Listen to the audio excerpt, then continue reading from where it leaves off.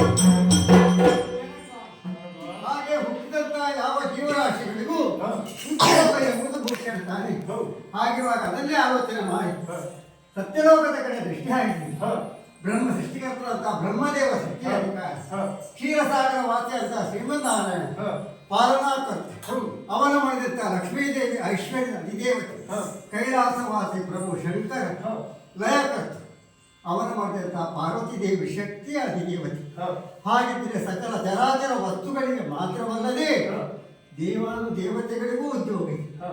ಇದನ್ನೇ ಆಲೋಚನೆ ಮಾಡಿ ಬೇಸರ ಬಂತು. ಮಗಳೇ, ಯಾಕೆ ಗೊತ್ತಿಲ್ಲ? ನೀನು ಪ್ರಪಂಚವನ್ನೆಲ್ಲ ಸುತ್ತಾಡಿದವಳು ಹೌದು, ದಿವ್ಯ ದೃಷ್ಟಿಯಿಂದ ಅವಲೋಕಿಸಿದವಳು ಹೌದು. ಹೌದು. ಸಕಲರು ಕೂಡ ಅವರವರದ್ದೇ ಆದಂತಹ ಉದ್ಯೋಗದಲ್ಲಿ ನಿರತರಾಗಿದ್ದಾರೆ. ನನ್ನ ಮಗಳಾಗಿ ಉದ್ಯೋಗ ರಹಿತಳಾಗಿದ್ದೇನೆ ಎನ್ನುವಂತ ಆಲೋಚನೆ ನಿನ್ನನ್ನು ವ್ಯಾಪಿಸುವುದು ಬೇಡ ಮಗಳೇ. ಹಾ. ಇನ್ನು ಮುಂದಕ್ಕೆ ಹಾ. ಮಹತ್ತರವಾದಂತ ಘನತರವಾದಂತ ಹುದ್ದೆಯೊಂದನ್ನು ನಿನಗೆ ಇವುದಕ್ಕಾಗಿದ್ದೇನೆ. ಯಾವುದು? ಈ ಪ್ರಪಂಚದ ಸರ್ವರ ಅಂಧಕಾರವನ್ನು ದೂರೀಕರಿಸಿ ಹಾ. ಸುಜ್ಞಾನದ ಬೆಳಕನ್ನು ಕೊಡುವಂತಹದ್ದೇ ವಿದ್ಯೆ. ಆದ ಕಾರಣ ತುಂಬಿದಂತ ಮಹತ್ತರವಾದಂತ ಸಭೆಯಲ್ಲಿ ನಿನಗೆ ವಿದ್ಯಾಧೀಶ್ವರಿ ಭಟ್ಟವನ್ನು ಕಟ್ಟುತ್ತೇನೆ. ವಿದ್ಯಾಶಾಲೆ